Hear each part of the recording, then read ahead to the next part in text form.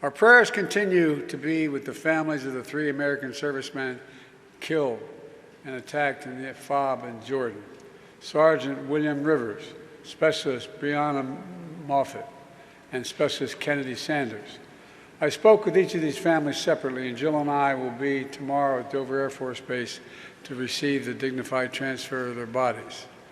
They've raised their lives in harm's way. They risked it all, and we'll never forget the sacrifices and service to our country that the dozens of service members who were wounded and are recovering now.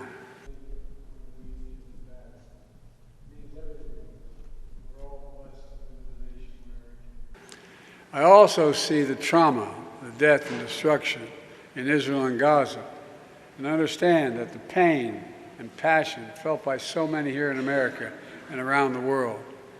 We value and pray for the lives taken and for the families left behind, for all those who are living in dire circumstances, innocent men, women, and children, held hostage or under bombardment, or displaced, not knowing where the next meal will come from or if it will come at all.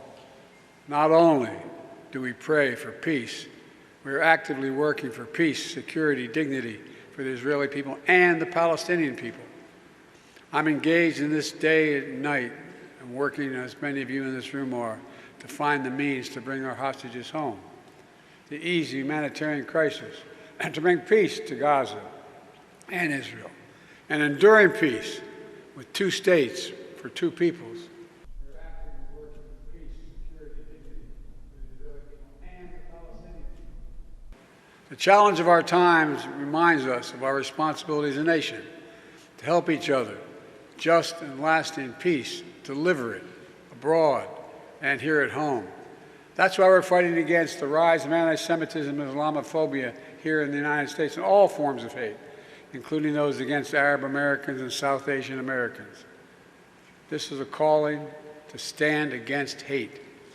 Remember the very idea of America. We're all craving. At a moment of deep division in our nation, President Lincoln said, "We are not enemies."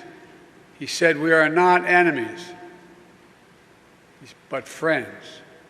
We must not be enemies," he went on to say.